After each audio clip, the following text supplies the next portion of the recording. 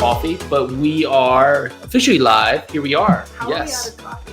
Well, we have Well, you said there's one more cup for you. for me. So I am out of coffee. I have now run out of coffee for coffee time, minus my cup of coffee that my wife just drank. No, there was no coffee in there. I tried to drink it, but nothing came out. I would have had more coffee in there. That comes with the show today because this is second cup of coffee, and we are talking about, of course, coffee and grit. Today we are talking about grit. Grit. How grit needs to be a staple yes. in our lives. And when someone says we have no coffee, the word grit comes up because you find a way to make it through. I almost drank the grit that was in Jason's cup. So what does grit mean to you?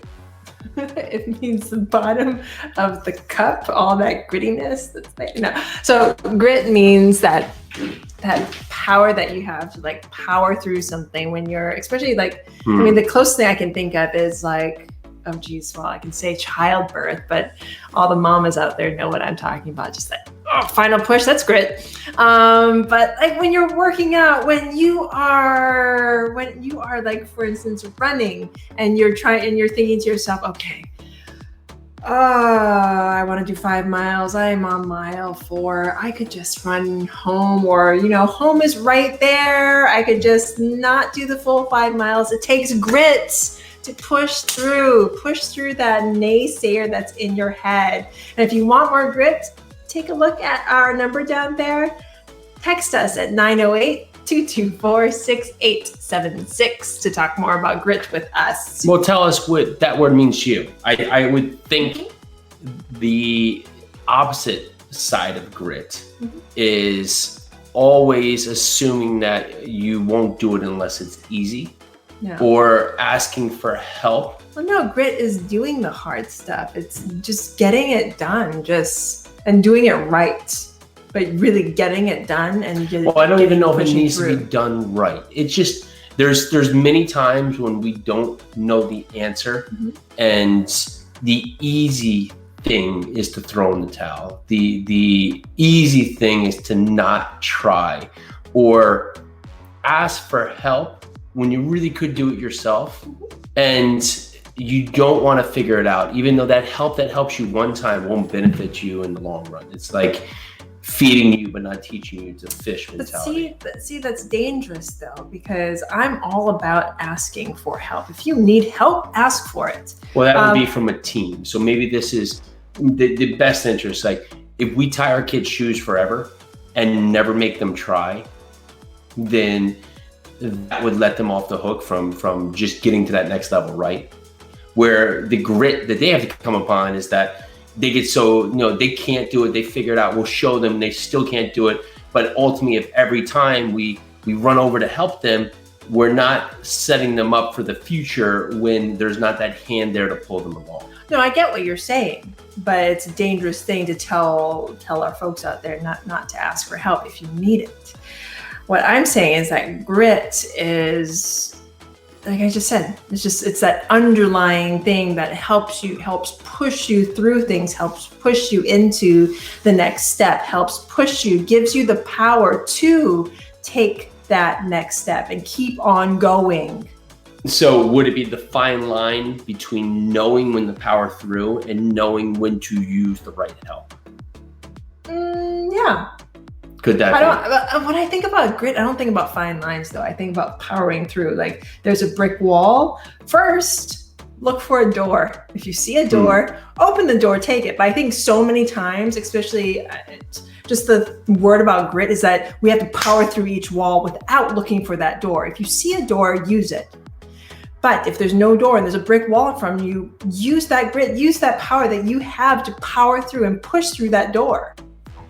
Does that make sense? It does. Yeah, you grow within the experience of the grit, right? It's the kids trying to figure out to ride the bike when it's not there. It's running that 6 mile when you've always stopped at 5.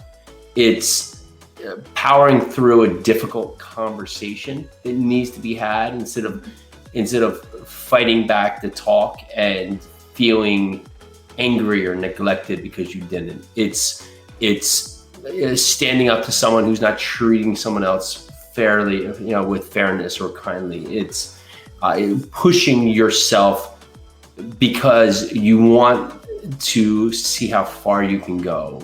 It's creating a whole different expectation of you and your team, and not accepting the first no or the first I can't, because you believe that there could be a yes. And so instead of just saying, oh, they said no, I'll stop there, it's just saying, would it hurt me to try one more time? Would it hurt me to ask one more time?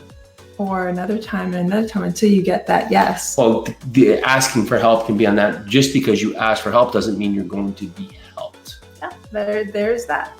And so pushing yourself outside your boundaries, it's like if every time you had this box and you said, well, this is where I always live and I never want to go outside of here, well, then you'll never grow. Mm-hmm. It's the difference between a tree that throughout its entire life, it's surrounded by other trees. It's just completely imperfect environment. It's sheltered. It's on this point, but it withers and ages compared to a tree that every day someone came by and shook, that grows with firm roots because it's been tested constantly. That's a good thought process with the tree. I was just thinking that I'm trying to get retribution here because I keep ripping your plants out that I think are weeds. So I'm trying to get retribution back because and this is me asking for help because I told him not to do that. Well, it looked not like something that existed prior. So okay, since Jason brought it up, it's an impatient. It grows on the ground. It has pink flowers. This is impatient and does not grow on the ground and did not see the pink flowers until I ripped it out and saw the pink flowers and knew that this was going to be, but I could have not told you, but I did, which I always do. Every time I am impatient and rip out a plant that I thought did not belong. Yes. And we've had a couple of those conversations. It's like the funniest thing. Not because I'm trying to upset my wife, because I generally never upset her, minus the destruction of her garden by accident. However, it is in trying to do the right thing. I'm seeing you outside and you're like, I don't know what I'm gonna pull it off. Well, that's it. If it's there's either all or none, and in this place potentially partly all. But grit. So grit is waking up in the morning when you don't want to get out of bed, and it's 4:30 in the morning. You don't want to get out of bed, and you're just like, okay, if I don't get out of bed, then I'm not going to have some time to myself. Grit is getting outside in the cold. Going outside in the cold air, because you know this is the only time you have to work out. This is powering through when you're with your kids, when you're tired, because you know it's going to benefit them in the future. It's doing that one extra thing in your business because you know it's going to help you in the future. Yes. It's running farther you can. It's trying to lift a weight heavier than you did before because it's outside your bounds, and you might not always succeed. I think grit is always that thing that is that much outside of your boundaries that you have set for yourself. Let's look up the definition of grit, just for sake of. Let's see what comes up on Google. Oh, there you go. Grit is passion and perseverance for long-term and meaningful goals. It is the ability to persist in something you feel passionate about and persevere when you face obstacles. This kind of passion is not about intense emotions or infatuation. So Google, let's talk about grit there. They actually had their company sold for like $1 million, and the sale fell through, which they thought was just devastating. They were selling to another company that was going to run this out, right? Mm-hmm. And on that point, they took the company back and didn't know what to do with it, and then figured out that they just started powering through with being a search engine, and now they're Google. I was like, $1 million? Correct. I'll buy Google for $1 million. Correct. But that just goes to show, right? They thought this was the best way. What are they going to do with this search engine thing? And then ideally they become one of a real vital service in the world right now. Yes. And grit, and So if you go to Google doesn't tell you anything too, which is really interesting. So they don't, like, Google doesn't tell you anything. What they do is I heard it phrased this way. They basically say, we don't know anything. But if you go to all these other places, these are the places that we're told have a good response for you. How powerful. But that's like being cool. a thought leader, right? And that's like for other people powering through to be thought leaders, is that you're a connector, right? And you start connecting the right people. Yeah, because neither of us know everything, but we know people who do. We might at least have enough resources to find the next person that can find the next person to the next person. Exactly. But that's sometimes where grit comes in. So that's what I got. I think that's what I got too. What'd you do for workout today? So I did a series of 5-minute workouts where I figured I had the kids this morning.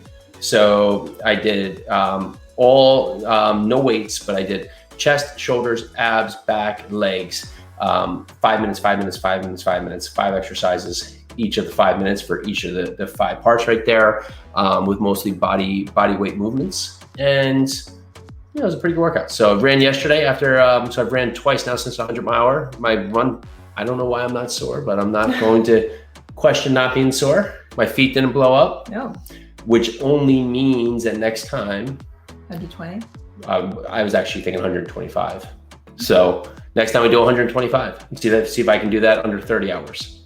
And why not? I think you could have gone another 25 miles. Yep, so Midnight Marathon series, we're doing that in a couple weeks here. Second phase, I ran the Midnight Marathon 2 weeks ago. After you got off of a plane coming from Kentucky. Dead tired. And after a very long day. Carolina. Carolina, yeah, you were in. But in that front, if you want to join in, there's literally no rules except start at midnight. Get as far as you can. If you can't do a marathon, that's gonna be just Midnight Marathon, rolls off the tongue well. So basically, we're doing do your marathon, whatever your marathon is. If you need to, 12 to 5 a.m. we'll call it. So 12 to 5 a.m. and then you can go home, sleep 9 minutes, and sneeze, and see you tomorrow. Aloha. Join us for your second cup of coffee every Monday through Friday at noon. Live every day, bringing us our best content we've done so far. Super excited, super engaging, bunch of great guests. We're here to answer your questions, and we so appreciate you listening. Make sure to check this out. Can't wait to see you.